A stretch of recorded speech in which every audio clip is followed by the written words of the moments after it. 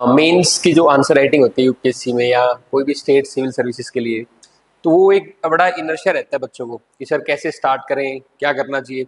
आज मैं एक आपको लाइव आंसर राइटिंग करके दिखाऊंगा। और ये क्वेश्चन यूपीएससी 2023 में यानी कि लास्ट ईयर मेंस का क्वेश्चन है। तो हमने यूपीएससी का ही क्वेश्चन लिया है जो एक स्टैंडर्ड क्वेश्चन रहेगा कि वहाँ पे ऐसे क्वेश्चन आते हैं। तो उन क्वेश्चंस को आपको कैसे अप्रोच करना है, तो वो मैं एक बार आपको लाइव डेमोन्स्ट्रेट कर रहा हूँ। ऐसे मैं काफ़ी क्वेश्चंस आपको कराऊंगा पी वाई क्यूज़ के।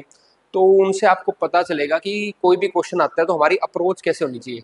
और दूसरी बात, आपको लगेगा क्वेश्चन जब आप पूरी वीडियो देख लोगे कि यार इतना काम कंपैरेटिवली इतना मुश्किल भी नहीं था जितना हमने इसको बना रखा था। अगर हम कुछ अपने थॉट प्रोसेस को अलाइन कर ले, है ना, और हम वो हिम्मत दिखाएं कि हमें लिखना ही है, क्योंकि अल्टीमेटली लिखोगे तभी बनोगे आप, है ना।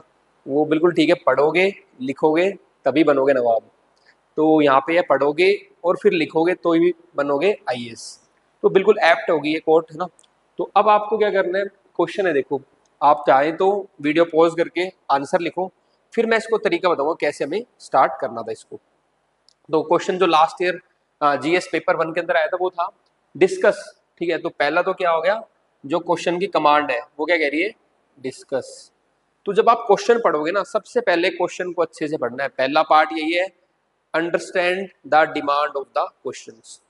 तो पहला तो इसका जो टेल वर्ड तो नहीं है लेकिन स्टार्टिंग में है, लेकिन जो कमांड है क्वेश्चन की वो क्या है, डिस्कस है। तो हमें डिस्कस करना है। द कॉन्सिक्वेंसेस दूसरा कीवर्ड आ रहा है। कुछ और चीजें डिस्कस नहीं करनी, अब यहाँ पे गलती हो जाती है, बाकी और कुछ चीजें डिस्कस करने जाते हैं। हमें केवल कॉन्सिक्वेंसेस डिस्कस करने हैं, ठीक है, ऑफ क्लाइमेट चेंज। और किसके, क्लाइमेट चेंज के, ऑन द, और किसके ऊपर। अब क्लाइमेट चेंज का भी इम्पैक्ट, आप बच्चे जो ढंग से क्वेश्चन को नहीं पढ़ते हैं तो वो क्लाइमेट चेंज का इम्पैक्ट बाकी चीजों पे दिखाने लग जाएंगे। लेकिन यहाँ पे पूछा हुआ है फूड सिक्योरिटी पे, और वो भी स्पेसिफाई कर दिया कि कहाँ पे, ट्रॉपिकल कंट्रीज में। क्योंकि अधिकतर बच्चों को क्लाइमेट चेंज आते ही लगता है बर्फ पिघल गई, ठीक है ना। तो मोस्टली उनका क्वेश्चन अगर चला गया टुंड्रा पे या पोलर एरियाज में लार्जली, तो वो क्वेश्चन में फिर बिलो एवरेज मार्क्स आते हैं। इसको बोलते हैं understanding the demand of the question. अब आपने आइडेंटिफाई कर लिया भाई ये 4-5 चीजें हैं, इन्हीं एरिया में मेरे को क्या करना है, अपने आंसर को लिखना है। इसके दो फायदे होंगे, एक तो आपके पास पॉइंट जनरेट हो जाएंगे क्योंकि आपके पास सब कंपोनेंट्स आ गए। दूसरा, आप अपने बिल्कुल जो डिमांड है उसको हिट करोगे तो चांसेस है कि आपके अबव एवरेज मार्क्स आ जाएंगे। सिलेक्शन के लिए यही जरूरी है कि अंडरस्टैंड करो डिमांड को, पेपर पूरा कराओ और उसमें प्रेजेंटेशन अच्छी कर दो, कुछ कीवर्ड डाल दो ताकि आपके अबव एवरेज मार्क्स आ जाए, और उसमें फिर आपका सिलेक्शन हो जाता है। जिनका सिलेक्शन नहीं होता उनके 2-3 कारण यही रहते हैं, या तो क्वेश्चन की डिमांड नहीं समझते, भले पेपर पूरा कराएंगे पर डिमांड ही नहीं समझोगे तो फिर बिलो एवरेज मार्क्स आएंगे, या वो डिमांड समझते हैं पर पेपर पूरा नहीं कर पाते फिर वो बिलो एवरेज मार्क्स चले जाते हैं, या डिमांड समझते हैं पेपर पूरा भी कर लेते हैं पर वो एप्रोप्रिएट कीवर्ड्स नहीं लिख पाते या प्रेजेंटेशन अपनी इंप्रूव नहीं कर पाते, तो वो मार्क्स एवरेज रह जाते हैं या बिलो एवरेज रह जाएंगे, तब भी सिलेक्शन नहीं होगा। तो ये इन तीनों बातों का ध्यान रखना है आपको, डिमांड समझनी है, पेपर पूरा करना है, और प्रेजेंटेशन और कीवर्ड्स को भी अपने साथ रखना है। तो 3 बात जो आपको ध्यान रखनी है, पहली तो डिमांड समझनी है क्वेश्चन की, जो हमने कर लिया। दूसरा क्या काम था, फर्स्ट तो ये हो गया। सेकंड पे आप क्या करोगे, आपको जो ध्यान रखना है, कंप्लीट करना है पेपर को, जो 20 क्वेश्चन है सारे कंप्लीट करना है, हर क्वेश्चन की डिमांड समझनी है, ठीक है। और थर्ड चीज आपको क्या करना है, अपना प्रेजेंटेशन पे काम करना है कि वो जो आपने जो भी लिखा है उसमें मोनोटोनी ना हो, प्रेजेंटेशन पे काम करना है, और कीवर्ड्स हो उसके अंदर उसके। मैं आज को दिखाऊंगा कैसे कीवर्ड्स की बात कर रहा हूं मैं, क्योंकि हर एक जो सब्जेक्ट होता है उसके कुछ कीवर्ड्स होते हैं। ज्योग्राफी क्या है, ज्योग्राफी एक स्पेशियल साइंस है। तो जब भी ज्योग्राफी का क्वेश्चन आएगा ना, आपके कीवर्ड्स होंगे आपके locations, space, spatial science, locations. तो यहाँ पे देखना मैं कितने सारे एग्जांपल डालूंगा। अगर हिस्ट्री का क्वेश्चन आ रहा है तो आपके होंगे किंगडम्स, टाइमलाइन, रूलर्स, उनके नाम, वो होंगे आपके कीवर्ड्स, ठीक है ना। तो इस क्वेश्चन में कीवर्ड्स आएंगे आपकी लोकेशंस, और कुछ जो, क्योंकि क्लाइमेट चेंज की बात आ रही है तो कुछ जियो फिजिकल फिनोमिनाज, तो कुछ जियो फिजिकल फिनोमिना भी होंगे, फ्लड्स हो गया आपका, आपका साइक्लोन्स हो गया, हीट वेव्स हो गया, ये सारे कीवर्ड्स आएंगे। और ये सिलेबस के टॉपिक्स हैं, जियो फिजिकल फिनोमिना, ठीक है ना, मैंने वहीं से उठाए हैं। तो मेरे को सिलेबस याद है, इसलिए मैंने वो टॉपिक्स डाली है। मेरे को पता है कि मेरे को उस सब्जेक्ट स्पेसिफिक क्वेश्चन में उस सब्जेक्ट स्पेसिफिक कीवर्ड डालने हैं, तो इसीलिए मेरी अप्रोच वैसी रहेगी। तब मेरा आंसर लाइन, मतलब इतनी मेहनत करनी पड़ती है, ये नहीं बस उठाया पेन लिख दिया कुछ भी, फिर वही नंबर आएंगे। अब इतना कंपटीशन बढ़ चुका है, बच्चों को सबको पता है कैसे करना है, तो उनमें से जो बच्चे थोड़ा सा एफर्ट ज्यादा करेंगे उन्हीं के सिलेक्शन के चांस होते हैं। मैं इतने इंटरव्यूज लेके आता हूँ आपके लिए, टॉपर स्ट्रेटेजी, उन सब में आप यही चीज देखना, हर टॉपर में कुछ ना कुछ खासियत होती है, वो थोड़ा सा एक्स्ट्रा एफर्ट करता ही है ना। दो चीज होती है, एक तो होती है कि एक थ्रेशोल्ड पे आके है तो उससे बच्चा थोड़ा नीचे रह जाता है, टॉपर्स इसको पार करते हैं, यानी कि एक्स्ट्रा एफर्ट डालते हैं, पहला बढ़ा गया एक्स्ट्रा एफर्ट। दूसरी चीज होती है कि एक कोट है, winners don't do different things, चीज तो वही करेंगे ये, but they do things differently, पर उसको डिफरेंट तरीके से करेंगे। वो मैं आज आपको सिखाऊंगा कैसे प्रेजेंटेशन से आप अपने आंसर को डिफरेंट तरीके से पेश कर सकते हो, and you will be in that category of winner और सिलेक्टिव कैंडिडेट। तो ये मैंने आपको बेसिक बता दिया। अब आते हैं हम अपने क्वेश्चन के ऊपर।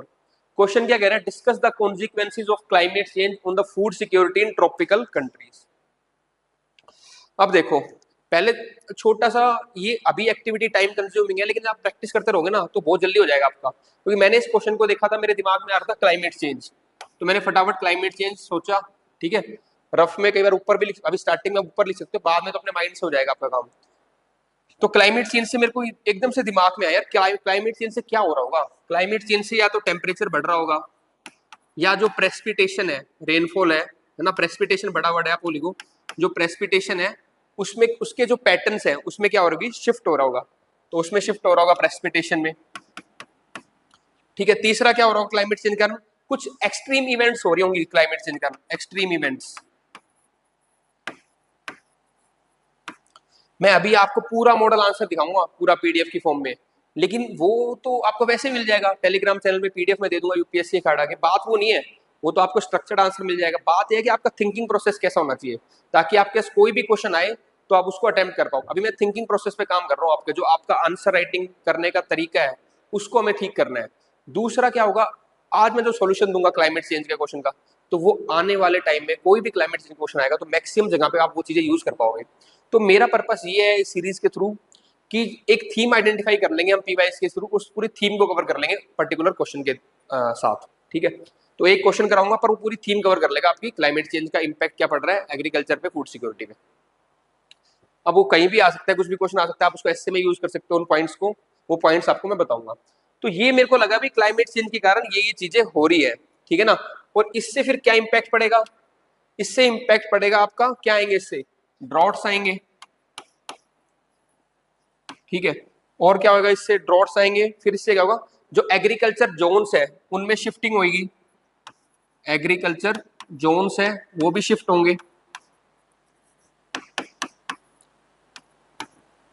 और क्या होगा, अगर ये चीजें होंगी तो फिर आपकी जो फिशरी है उसके ऊपर इंपैक्ट पड़ेगा, फिशरीज पे।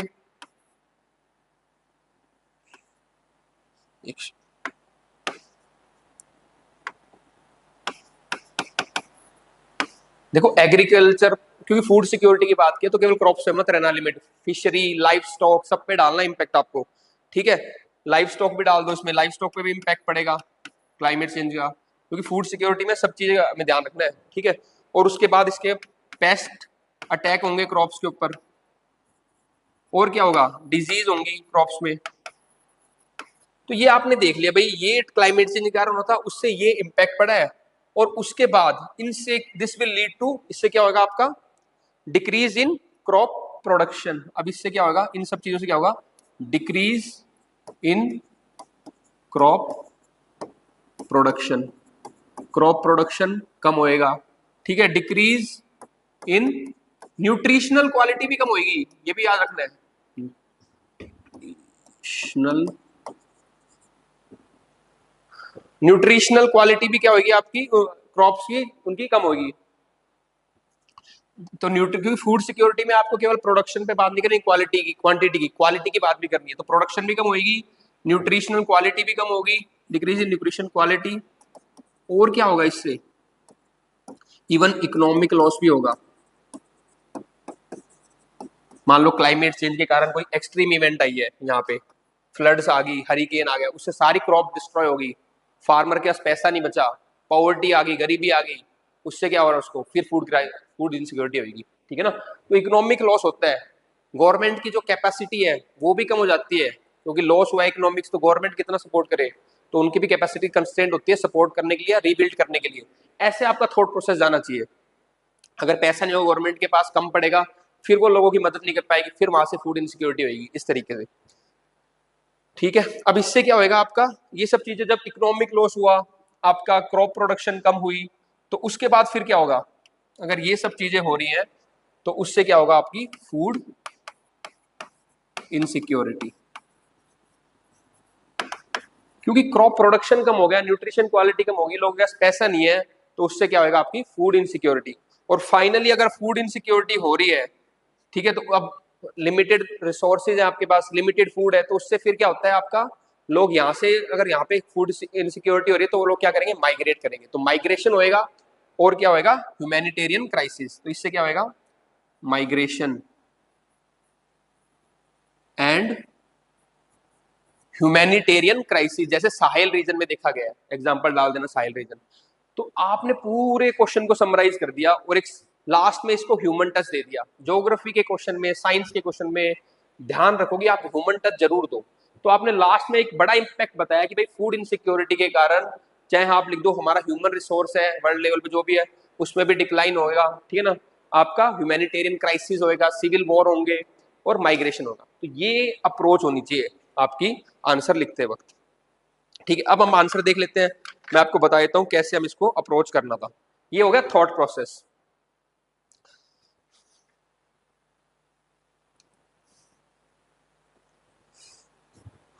अब देखो ये आंसर है, तो अब इंट्रोडक्शन लिखने के भी कुछ तरीके होते हैं अलग अलग, है ना, तो वो भी मैं आपको बताऊंगा कि बच्चे कहते हैं सर हमने तो इंट्रोडक्शन लिखा ही था। अब कई बच्चे क्या क्वेश्चन क्या है, discuss the consequences of climate change on the food security in tropical countries, जो मैंने आपको बताया था, ठीक है, 10 मार्कर का है। अब अगर कंक्लूजन की बात, इंट्रोडक्शन की बात करें, देखो आपको ये बात भी ध्यान रखनी है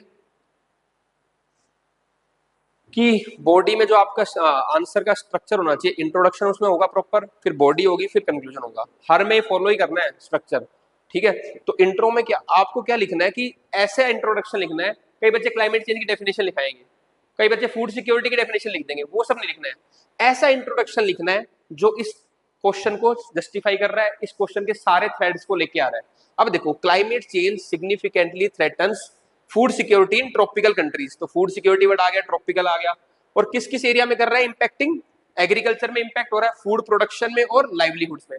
मैंने होलिस्टिक पूरा बता दिया। अभी आपने ब्रेनस्टॉर्म किया था, आपने देखा था कि क्रॉप प्रोडक्शन कम हो रही थी, एग्रीकल्चर पे इंपैक्ट पड़ रहा था, इवन लोगों की लाइवलीहुड पे इंपैक्ट हो रही थी। तो ऐसा होलिस्टिक इंट्रोडक्शन होना चाहिए आपका। The consequences are varied and multifaceted, और कॉन्सिक्वेंसेज के बहुत ज्यादा हैं, अलग अलग तरीके के हैं, वो हम आगे डिस्कस करेंगे, पर हम बता रहे हैं कि बहुत मल्टीफेसेटेड कॉन्सिक्वेंसेज के, affecting different regions in a distinct way, क्योंकि ज्योग्राफी में ये बात याद रखनी है, हर एक रीजन में उसकी अलग प्रॉब्लम होगी, उसको अलग इंपैक्ट पड़ेगी, तो इसलिए हमने ये लिख दिया कि वो हर एक रीजन में अलग तरीके से उस पर इंपैक्ट करेगा, ठीक है। Here are the some of the key consequences, क्योंकि कीवर्ड क्या था यहाँ पे, कॉन्सिक्वेंसेज, वही वर्ड मैंने सब हेडिंग में लिखा है, ये भी आपको याद रखना है, क्वेश्चन की सब हेडिंग ही लिखनी है आपको। आगे आप देखना हर काफी जगह कॉन्सिक्वेंस वर्ड लिखा होगा, क्योंकि एग्जामिनर जब चेक कर रहा होगा ना, वो ये ढूंढ रहा होगा कि इसने बच्चे ने कॉन्सिक्वेंस वर्ड यूज किया है कि नहीं किया, इसीलिए हमें क्या करना है, कॉन्सिक्वेंस को लिखना है, ठीक है ना। अभी एक बार मैं आपको रीडिंग लगा रहा हूँ आंसर की, फिर मैं आपको एक मैप बना के दिखाऊंगा कि इस क्वेश्चन में आपको, ये तो हो गया सिंपल आंसर। अब बच्चे इतना भी नहीं लिख पाएंगे क्योंकि टाइम कम है, होता है वहां पे, तो कुछ चीजें हम मैप के थ्रू प्रेजेंट करेंगे, कुछ फ्लो चार्ट के थ्रू प्रेजेंट करेंगे, तो वो मैं आपको बताऊंगा कि ऐसी इंफॉर्मेशन को आप मैप के और फ्लो चार्ट में कैसे रिप्रेजेंट कर सकते थे, ठीक है ना। ये थोड़ा सा बड़ा आंसर है क्योंकि मैं आपका टॉपिक भी कवर करा रहा हूँ इसके अंदर। इसमें मान लो हर सब पार्ट में अगर 7-8 पॉइंट है, उसमें से आपको 5-6 भी याद आ गए तो आपका काम बन जाएगा। वहां पे सारे तो याद नहीं आएंगे, लेकिन आप डायमेंशंस में आपको एक याद करवा दूंगा, तो 5-6 वहां पे याद आ जाएंगे, आपका काम बन जाएगा। अब देखो, हेयर आर सम की कॉन्सिक्वेंसेस, तो पहले कॉन्सिक्वेंस की बात करते हैं हम। तो आपको ये देखना है, पहले आपको कीवर्ड याद रखना है, जब भी क्लाइमेट चेंज हो रहा है उसके कारण जो इवेंट्स हैं उनसे क्या होएगा, क्या होगा, उनसे क्रॉप यील्ड कम होगी, changes in the crop yield. दूसरा क्या है उसका, डिक्रीज इन क्रॉप प्रोडक्शन, पहले तो यील्ड भी डिक्रीज हो जाएगी या प्रोडक्टिविटी डिक्रीज हो जाएगी, ठीक है, फिर प्रोडक्शन भी डिक्रीज होगी ओवरऑल, ये भी देखना है आपको। तीसरा क्या है आपका, increase frequency of extreme weather events, देखो इसके अंदर का तो आप लिख ही लोगे, आपको सब हेडिंग याद होनी चाहिए। पढ़ाई भी जब मॉडल आंसर पढ़ो तब भी उसको ऐसे करो। तो पहला क्या था, क्रॉप प्रोडक्शन कम होगा, ईल्ड कम होगी, ठीक है, एक्सट्रीम इवेंट्स बढ़ेंगी जैसे फ्लडिंग, साइक्लोन्स, ठीक है, हीट वेव्स। फिर उसके बाद क्या होगा, आपकी हीट वेव्स और ड्रॉट्स आएंगी, ठीक है। Then shift in agriculture zones, कुछ क्रॉप्स मान लो पर्टिकुलर टेम्परेचर पे लगती थी, अब वो टेम्परेचर अगर वहां पे बढ़ गया तो वो अदर फर्दर क्या होंगी, क्या होंगी, शिफ्ट हो जाएंगी। जैसे कि हिमाचल में मान लो आप एप्पल्स एक जगह पर्टिकुलर लगते थे, ठीक है ना, अब टेम्परेचर वहां बढ़ गया तो उनकी हाइट्स क्या हो जाएगी, shift towards the upper Heights. तो ये क्या होता है, शिफ्ट इन एग्रीकल्चर जोन। यहाँ पे आप हिमाचल का एग्जाम्पल भी लिख सकते थे for the apple cultivation. Shift in agriculture zones, impact on fisheries, आप ये भी बताओगे कि सर फिशरी पे भी इंपैक्ट पड़ेगा, क्योंकि वहां पे भी क्या हो रहा है कि कुछ पर्टिकुलर कूलर क्लाइमेट में फिश रहती है, अब वहां पे टेम्परेचर बढ़ गया तो फर्दर शिप्स फिश क्या करेंगी, मूव करेंगी टुवर्ड्स द नॉर्थ और टुवर्ड्स द कूलर वाटर्स, तो शिफ्टिंग होगी फिशरी पैटर्न के अंदर भी। तो impact on fisheries, paste and disease, temperature बढ़ने से और पेस्ट अटैक होंगे, अलग अलग तरीके के पेस्ट अटैक होंगे, जैसे लोकस्ट अटैक हमने देखा था, लोकस्ट अटैक अटैक जो हुआ था, डिजीज बढ़ेंगी। और लास्ट में फिर आपने बताया कि सोशो इकोनॉमिक एंड पॉलिटिकल कॉन्सिक्वेंसी जो होंगे, जैसे मैंने बताया कि लिमिटेड रिसोर्स होंगे, फूड स्कार्सिटी होगी तो लोग आपस में लड़ेंगे, जैसे कि साहेल रीजन में देखा जा रहा है, सूडान के अंदर देखा जा रहा है, ठीक है। Competition for the scarce resource, इससे माइग्रेशन होगा, कंफ्लिक्ट होगा और ह्यूमैनिटेरियन क्राइसिस होगा। ये आपने कॉन्सिक्वेंसेस बता दिए, क्योंकि क्वेश्चन यही कह रहा था कि कॉन्सिक्वेंस क्या होंगे फूड सिक्योरिटी के ऊपर, और ये सारे आपने फूड सिक्योरिटी के ऊपर ही बताया, कोई इधर उधर के नहीं बताया। और एग्जाम्पल देख के आप बताओगे कि सर मैं ट्रॉपिकल कंट्रीज का बता रहा हूँ, मैं इधर उधर का नहीं बता रहा हूँ। और मैप में ड्रॉ भी कर दोगे तो मैप बताऊंगा कैसे ड्रॉ करना। अब देखो आप इसको पढ़ो, आप क्रॉप यील्ड में आप क्या कह रहे हो कि टेम्परेचर बढ़ने से या प्रेसिपिटेशन पैटर्न चेंज होने से क्या हो रहा है, यील्ड कम हो रही है क्रॉप की, जैसे कि मेज एक स्टेपल क्रॉप है जो कि वनरेबल है, ठीक है। कॉन्सिक्वेंस क्या होगा, अगर यील्ड कम होगी तो फूड शॉर्टेज होगा, फूड शॉर्टेज होगी तो क्या होगा, प्राइस बढ़ेंगे, and it will heighten the food insecurity. अगर प्राइस बढ़ गए तो सब लोग खरीद नहीं पाएंगे, तो फिर क्या होगी, फूड सिक्योरिटी इनसिक्योरिटी आपकी होगी। तो ऐसे मैंने बता रखा है कि क्या चेंजेस हो रहे हैं ट्रॉपिकल रीजन्स में, ठीक है, और उसके फिर क्या कॉन्सिक्वेंसेज होंगे। अब ये देखो, राइस प्रोडक्शन का क्या होगा, आपकी कम होगी, बिकॉज मान लो फ्लडिंग हो रही है साउथ ईस्ट एशिया के अंदर, कोस्टल कंट्रीज है, तो फ्लडिंग होने से उनके सारी राइस डिस्ट्रॉय हो जाएंगी, मान लो उनके राइस डिस्ट्रॉय हो गए, उससे उनकी राइस की प्रोडक्शन कम होगी। एग्जाम्पल आपने दे दिया South East Asia. Extreme weather events बढ़ गई, जैसे साइक्लोन्स आ गए, हरिकेन आ गए सेंट्रल अमेरिका के अंदर, ठीक है, तो वहां से निकारागुआ में कुछ एग्जाम्पल दे दिया आपने कि ये साइक्लोन आया था ईटा, जिसमें क्या हुआ, डिस्ट्रक्शन हुआ क्रॉप्स का निकारागुआ में, सेंट्रल अमेरिका में। कॉन्सिक्वेंस क्या होंगे आपके, अगेन क्रॉप डिस्ट्रक्शन से क्या होगा, फूड की कमी होगी, इकोनॉमिक लॉस होगा, लोग में और गरीबी आएगी, फिर फूड नहीं खरीद पाएंगे, तो फिर फूड इनसिक्योरिटी हो जाएगी। ऐसे मैंने हर एक का कोर्स बताया कि क्या कारण था, किस जगह पे ये हुआ था, मेन वो बात है, उससे क्या कॉन्सिक्वेंस पड़ रहा है, और वो सारा मैंने एग्रीकल्चर के अंदर और फूड सिक्योरिटी से इनसिक्योरिटी से रिलेट किया हुआ है। तो बिल्कुल टू द पॉइंट आंसर हमें ऐसे लिखने हैं आपको, ये पीडीएफ आपको मिल जाएगी। अब देखो फिशरी का क्या है, मैंने उसमें भी बताया कि पैसिफिक ओशन में जो टूना फिश है उसका भी नाम दे दिया स्पीशीज का, उसको अगर वहां पे टेम्परेचर बढ़ रहा है तो फिर वो फर्दर मूव करेगी कूलर वाटर की तरफ, तो शिफ्टिंग होगी आपकी किसमें, फिशरीज में भी इंपैक्ट पड़ रहा है, फिशरीज के ऊपर भी। डिजीज का देखो, लोकस्ट अटैक हुआ था जो आपके, ठीक है, केनिया में, इथोपिया में, सोमालिया के अंदर, तो उससे क्या हुआ, काफी क्रॉप्स क्या होगी, डिस्ट्रॉय होगी। It is also because of the climate change, जो टेम्परेचर बढ़ा उसके कारण। सोशो इकोनॉमिक हमने देख लिया। अब देखो, जब भी ध्यान रखना कोई भी क्वेश्चन आए तो उसमें आपको मिट्टी जो प्रॉब्लमेटिक क्वेश्चन होते हैं उनमें आपको वे फॉरवर्ड लिखना चाहिए या सोल्यूशन जरूर देना चाहिए। तो इसमें हम लिखेंगे कि भाई इसको जो टैकल करना है, भले ही इतने सारे पॉइंट मत लिखना, लेकिन 2-3 पॉइंट जरूर लिख के आना, क्योंकि टाइम वहाँ पे स्पेस कम रहेगा। ये तो मैंने आपको होलिस्टिक बता दिया कि कोई भी क्वेश्चन आएगा क्लाइमेट चेंज का तो ये एडेप्टेशन स्ट्रेटेजी आप लगा सकते हो, ठीक है। तो क्लाइमेट चेंज के क्वेश्चन में दो तरीके की स्ट्रेटेजी में डिवाइड कर लेना उसको, एक तो होती है एडेप्टेशन स्ट्रेटेजीज, ठीक है, दूसरा होगा मिटिगेशन स्ट्रेटेजीज। तो एडेप्टेशन स्ट्रेटेजीज क्या करेंगी कि जो ऑलरेडी क्लाइमेट चेंज हो रहा है भाई उसको कुछ नहीं कर सकते, तो हम एडेप्ट कर लेते हैं उससे। मिटिगेशन स्ट्रेटेजीज क्या करेंगी, उस इंपैक्ट को ओवरऑल कम करने की कोशिश करेगी। तो जैसे ओवरऑल ग्रीन हाउस गैसेस कम करना चाह रहे हैं हम, जिससे ओवरऑल क्लाइमेट चेंज इंपैक्ट ही कम हो जाए, वो आएंगी मिटिगेशन के अंदर, ठीक है। तो एडेप्टेशन में देखते हैं हम कि अब हो तो रहा है क्लाइमेट चेंज, तो क्या करना चाहिए हमें। इसमें भी हम, मैंने देखना हर जगह पे एग्जाम्पल लिखे हुए हैं कि कहाँ पे ये चीज काम आएगी, कहाँ पे ये चीज काम आएगी, ये इंपॉर्टेंट है ज्योग्राफी के क्वेश्चन के अंदर। तो सबसे पहले हम करेंगे डाइवर्सिफिकेशन ऑफ क्रॉप्स। तो क्रॉप्स को डाइवर्सिफिकेशन करो, राइस व्हीट मत लगाओ, ओनली ऐसी क्रॉप्स लगाओ जो ड्रॉट झेल जाए, जो वाटर स्ट्रेस झेल जाए, जो टेम्परेचर वेरिएशन झेल जाए, है ना, they are resistant to that.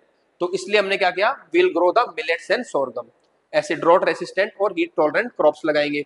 Infrastructure में इन्वेस्ट करो, ये बहुत, अब आपके कीवर्ड्स आगे, क्रॉप डाइवर्सिफिकेशन, इंफ्रास्ट्रक्चर में इन्वेस्ट करो, ठीक है। जैसे बांग्लादेश में स्टोरेज सिस्टम बनाया, ड्रेनेज सिस्टम बनाया, ये सब एग्जांपल आप देख लेना, ठीक है। Improve water management, drip irrigation का यूज करो, और उसमें भी मैंने एग्जांपल दिया है, जैसे नाइल डेल्टा के अंदर। तो अलग अलग जगह के एग्जांपल देके आप इसको बता सकते हो। एनहेंसिंग अर्ली वार्निंग सिस्टम, ठीक है। तो अर्ली वार्निंग सिस्टम जैसे फिलीपींस में इन्होंने यूज किया है, तो अगर कोई एक्सट्रीम इवेंट आने वाली है, अर्ली वार्निंग सिस्टम उससे हमें पता चलेगा, तो हम अपने क्या कर सकते हैं, बेटर इक्विप्ड हो सकते हैं, बेटर प्रिपेयर हो सकते हैं, जिससे क्रॉप लॉस और इकोनॉमिक लॉस कम होगा, ताकि फूड इनसिक्योरिटी ना बढ़े। देखो दो बातें याद रखनी है, जो फूड इनसिक्योरिटी आ रही है वो एग्रीकल्चर लॉस के कारण भी आ रही है और इकोनॉमिक लॉस के कारण भी आ रही है, क्योंकि तुम्हारा पास पैसा भी नहीं होगा तो भी परचेसिंग पावर कम हो जाएगी, फिर भी लोग खरीद नहीं पाएंगे। और वो एक्सट्रीम इवेंट कैसे हो रही है, because of the climate change, ठीक है। प्रोमोटिंग सस्टेनेबल एग्रीकल्चर प्रैक्टिस, तो ऐसी प्रैक्टिस लाओ जो सस्टेनेबल है, ठीक है ना। तो उनसे क्या होगा, आपका adaptation of agro forestry practices in the Amazon region में, तो अमेजोन रीजन में आप एग्रो फॉरेस्ट्री लाओ। Integrating trees with the crops and livestock to enhance biodiversity and soil health. जब हम सस्टेनेबल एग्रीकल्चर करते हैं तो कहीं बार कहीं वो भी they are tolerant to the climate change. तो अगर एक क्रॉप डिस्ट्रॉय होगी, ठीक है, तो दूसरी काम आ जाएगी क्रॉप डाइवर्सिफिकेशन में। अगर आपका क्रॉप डिस्ट्रॉय होगी तो मान लो लाइफ स्टॉक से कुछ आ जाएगा आपका। इसलिए सस्टेनेबल और इंटीग्रेटेड फार्मिंग का अगला सॉल्यूशन है। तो ये 5 पॉइंट आपको याद होने चाहिए कि क्रॉप डाइवर्सिफिकेशन हो, इंफ्रास्ट्रक्चर में इन्वेस्ट करें, अर्ली वार्निंग सिस्टम हो हमारे पास, वाटर मैनेजमेंट, क्योंकि क्लाइमेट चेंज के कारण वाटर स्ट्रेस होता है, तो वाटर मैनेजमेंट टेक्निक अच्छी हो, और सस्टेनेबल एग्रीकल्चर। ऐसे पॉइंट्स याद कर लो, अंदर का आप लिख लोगे। फिर एग्जाम्पल देखो कि क्रॉप डाइवर्सिफिकेशन इंडिया में कर दो, इंफ्रास्ट्रक्चर बांग्लादेश में लगवा दो, बढ़िया, एक एक एग्जाम्पल याद रख लो। अर्ली वार्निंग सिस्टम फिलीपींस में कर दो कि वहां पे साइक्लोन वाइक्लोन आते हैं, ठीक है। सस्टेनेबल एग्रीकल्चर का आपने अमेजोन में एग्जांपल दे दिया। वाटर मैनेजमेंट या ड्रिप इरिगेशन का आपने नाइल डेल्टा का एग्जांपल दे दिया कि यहाँ पे ड्रिप इरिगेशन करो। अलग अलग जगह के एग्जांपल दे दिए इस तरीके से। अब यहाँ पे तो मैं मानता हूँ उस पॉइंट पे याद नहीं होंगे आपको, लेकिन अब क्वेश्चन पढ़ लोगे, पीडीएफ देख लोगे, अब जब क्लाइमेट चेंज का क्वेश्चन आएगा ऐसे लिखोगे, तब वो एग्जाम्पल याद आ जाएंगे। ऊपर कॉन्सिक्वेंस याद आ गए, ठीक है ना भाई, क्या दिक्कतें आ रही थी, और यहाँ पे एडेप्टेशन स्ट्रेटेजीज और उसके बाद मिटिगेशन स्ट्रेटेजीज। तो मिटिगेशन जब भी स्ट्रेटेजी लगानी है तो कार्बन डाइऑक्साइड को कम करना है ओवरऑल, ठीक है। तो reducing green house gases, sorry green house gases को कम करना है, तो पहले उनका एमिशन ही कम कर दो, ठीक है। दूसरा, अगर हो भी नहीं है तो उनको कार्बन सिक्वेस्टर कर लो, ठीक है, जैसे एफोरेस्टेशन से या बाकी और टेक्निक से। तीसरा क्या है कि और हम कार्बन एमिशन कम कैसे कर सकते हैं, रिन्यूएबल एनर्जी का यूज करो इंस्टेड ऑफ फॉसिल फ्यूल्स। तो ये मिटिगेशन स्ट्रेटेजी है, कॉमन स्ट्रेटेजी है, आप कहीं भी लगा सकते हो। अगर जगह कम पड़ रही है तो एक लिख दो, बाकी चाहे ऊपर से दो, यहाँ से एक, 3 लिख के खत्म करो आंसर को। लास्ट में फिर एक कंक्लूजन दे दो कि adaptation and mitigation strategies are essential to build resilient food system, ensuring that communities can withstand and recover from the climate related challenge। तो कुछ बहुत अलग से नहीं लिखा आपने, जो पढ़ा था ना उसी को समराइज कर दिया कि एडेप्टेशन और मिटिगेशन स्ट्रेटेजीज हो, ताकि जो हमारी जो कम्युनिटीज है वो क्या करें, जो क्लाइमेट चेंज उनके में एक रेजिलियंस आए और वो उसको क्या कर सके, and they can withstand the climate related challenges. बस ये आपका छोटा सा कंक्लूजन होगा। इस तरीके से एक आप आंसर लिख सकते थे। अब बात आती है कि इसको अगर प्रेजेंट करना होगी तो क्या क्योंकि सारा नहीं लिखोगे, सारा ऐसे लिखोगे तो मोनोटोनी आ जाएगी, ठीक है। तो कुछ पार्ट आप लिख सकते हो और कुछ को आप डायग्राम में प्रेजेंट कर सकते हो। तो इसी क्वेश्चन में अगर मेरे को एक मैप बनाना होता बीच में, तो मैं इंट्रोडक्शन करके आपका लिखता ये कॉन्सिक्वेंसेस है ना, की consequences of climate change on food security, 1-2 point लिखता, उसके बाद बीच में एक मैप बना देता या लास्ट में एक मैप बनाता फर्स्ट पेज पे ही, ठीक है। तो उसमें हम क्या करते हैं, वर्ल्ड का मैप बनाते हैं और दिखाते हैं कि वर्ल्ड में कहाँ कहाँ पे क्या क्या चीजें हो रही हैं। तो उससे हमारा क्या होता है कि हम कम लिखते हैं, 2-3 पॉइंट लिख देते हैं, 2-3 पॉइंट हम मैप के थ्रू दिखा देते हैं। तो उसको आपको मैप बनाने का तरीका देखो, पहले तो एक मैप बनाओ इंडिया का, ये भी आपका प्रैक्टिस होनी चाहिए कि आप कैसे फास्ट मैप बना सकते हो इंडिया और वर्ल्ड का। 1 मिनट के अंदर ट्राई करना है आपको, ठीक है, मतलब 1 मिनट भी ज्यादा हो गया, कुछ 45 सेकेंड 30 सेकेंड में ट्राई करना है ना। तो पहले एक 0 डिग्री इक्वेटर बना दो अपना, ठीक है। उसके बाद एक सी बनाओ, ठीक है, फिर दूसरा सी, ये आपका हो गया साउथ अमेरिका, ठीक है। फिर अपना Mexico, Hudson Bay, Alaska region बना के, कैलिफोर्निया बना के नॉर्थ अमेरिका हो गया।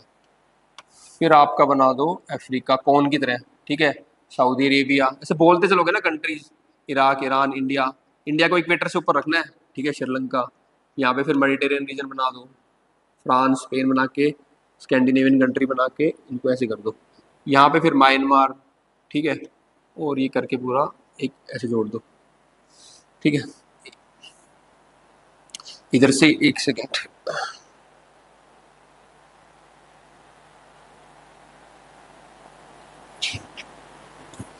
इधर से आपका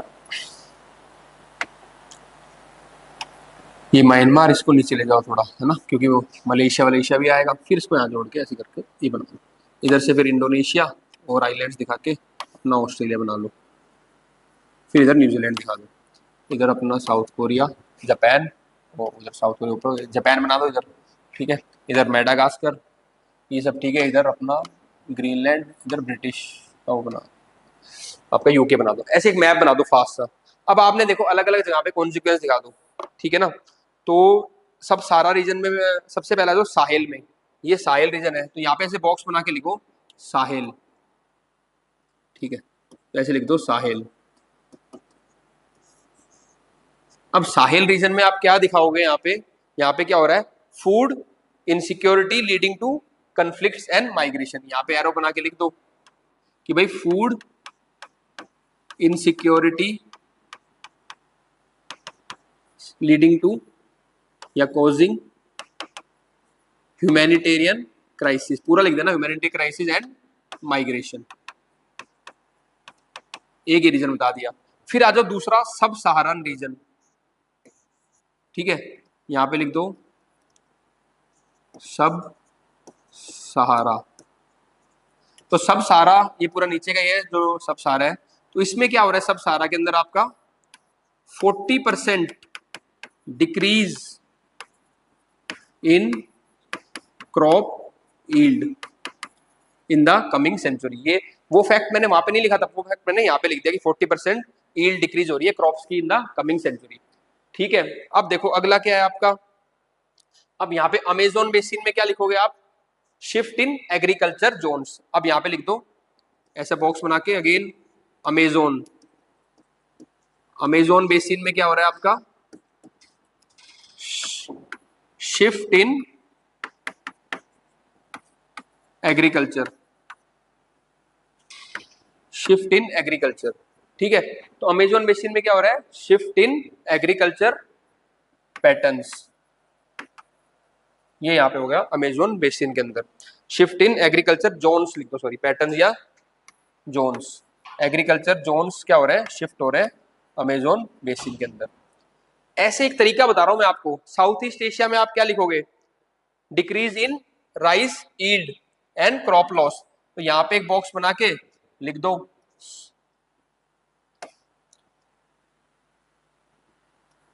साउथ ईस्ट एशिया में, ब्लैक पेन से कर लेना वो, क्योंकि मैं बॉक्स ब्लैक से बना रहा था, तो कर ही देता हूं।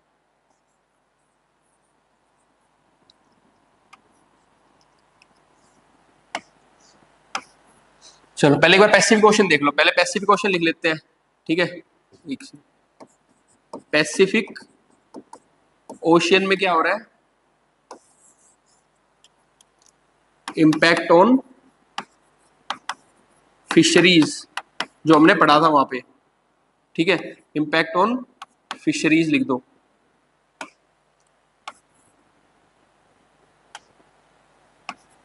Impact on fisheries, example tuna, यहां पे लिख दिया आपने, ठीक है।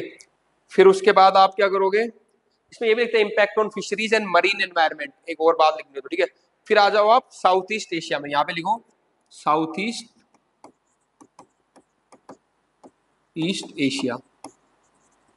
तो साउथ ईस्ट एशिया के अंदर क्या हुआ है आपका, डिक्रीज इन राइस यील्ड या क्रॉप लॉस लिख दो, in rice, crop loss of rice crop due to flooding. तो आपने कुछ कुछ रीजन दे दिए, इंडिया और पाकिस्तान में लिख दो, यहाँ पे लिख दो इंडिया और पाकिस्तान में आप कर सकते हो, जबकि साउथ एशिया दे दो पूरा, है ना। ये साउथ एशिया में क्या हो रहा है आपके, साउथ एशिया में, साउथ एशिया में आप बताओगे कि यहाँ पे क्या हो रहा है, reduce productivity and nutritional quality, reduced crop productivity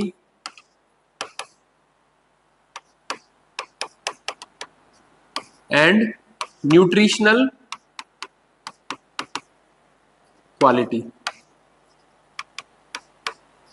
ये बात है कि reduce crop productivity and nutrition quality due to heat waves.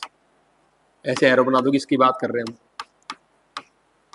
ठीक है। ऐसे बहुत है, और भी दे सकते हैं। अब देखो आपका कितना सब्सटेंशिएट हो गया आंसर, है ना। तो इसके नीचे फिगर जरूर लिखना कि फिगर क्या बता रही है ये, ऐसे करके फिगर इसके नीचे पूरा लिखना है कि impact of climate change on food security in tropical countries या ट्रॉपिकल रीजन। जो क्वेश्चन का था वही लिख दो यहाँ पे। तो आपने उसकी एक फिगर भी बना दी। इस तरीके से मैप बनाओगे तो अगेन आपके मार्क्स मिल जाएंगे। दो कलर यूज कर सकते हो दिखाने के लिए। अमेजोन बेसिन में क्या हो रहा है, शिफ्ट इन एग्रीकल्चर जोन्स। सब सारा में क्या हो रहा है, साहिल में क्या हो रहा है, साउथ एशिया में क्या हो रहा है, साउथ ईस्ट एशिया में क्या हो रहा है, पैसिफिक ओशन में क्या हो रहा है। तो ऐसे आप अपने आंसर को प्रेजेंट करोगे तो मोनोटोनी ब्रेक होगी आंसर की उसकी, आपके जो प्रेजेंटेशन। तो ये जो मैंने कहा था प्रेजेंटेशन कैसे करनी है, वो ऐसे प्रेजेंटेशन करनी है। ये हो गया। एक चीज और बताना चाहता हूं मैं आपको, इसमें कई लोग क्या करेंगे, फ्लो चार्ट ही बनाएंगे, ठीक है ना। तो आप इसका एक फ्लो चार्ट ही बना सकते हो। दो तीन चीजें मैं बताता हूँ आपको कैसे आप फ्लो चार्ट बना सकते थे। तो एक तो स्टार्टिंग में जो मैंने आपको बताया था कि कैसे आपके क्लाइमेट चेंज के कारण एक्सट्रीम इवेंट्स हो रही हैं, है ना। उनके कारण क्या हो रहा है, आपकी क्रॉप यील्ड, क्रॉप प्रोडक्शन कम होगी। उसके कारण क्या होगा, आपका इकोनॉमिक लॉस होएगा, ठीक है, पॉवर्टी होगी, क्रॉप लॉस होगी। उससे क्या होगा, फूड इनसिक्योरिटी बढ़ेगी, फिर ह्यूमैनिटेरियन क्राइसिस। तो वो पूरा एक फ्लो चार्ट ही बन सकता है जो मैंने स्टार्टिंग में बनाया था, और एक मैप बन सकता है वर्ल्ड का। इस कारण मतलब इस तरीके से क्या होएगा आपका ये आंसर। दो डायग्राम भी दे सकते हो आप, डिपेंड करता है कितना टाइम है और कितने मार्क्स का है। तो 10 मार्क्स का तो एक डायग्राम भी चल जाएगा, बाकी आप एक्सप्लेन कर दो, क्योंकि आपको वे फॉरवर्ड में एडेप्टेशन और मिटिगेशन स्ट्रेटेजीज भी लिखनी है। मतलब इस तरीके से हमारा थॉट प्रोसेस चलना चाहिए। बाकी मैं और क्वेश्चन लाता रहूंगा आपके साथ, ठीक है। आपको कुछ डिस्कस करना है, पूछना है, तो आप मुझसे पूछ भी सकते हो। आंसर चेक करवाने हैं तो मैं उनमें वैल्यू एडिशन करके बता दूंगा। बाकी हमारा डेली आंसर राइटिंग का प्रोग्राम भी है, वो भी आप यूपीएससी खड़ा ऐप पे या ये नंबर है इस पे बात करके मेरे से पूछ सकते हो। तो उसमें क्या होगा, हम आपको डेली आंसर करवाएंगे, डेली 4-4 क्वेश्चन कराएंगे। हालांकि फ्लेक्सिबल है वो प्रोग्राम, आप अपने अकॉर्डिंग कर सकते हो, कभी 2 लिख सकते हो। वैसे 4 क्वेश्चन हम देते हैं और उससे फिर आपकी रेगुलर इंप्रूवमेंट होगी। तो ये भी नंबर है 9310521990। इस पर आप अपने आंसर व्हाट्सएप कर सकते हो, या उस प्रोग्राम के बारे में पूछना है तो पूछ सकते हो। All the best, keep writing, keep shining. Thank you.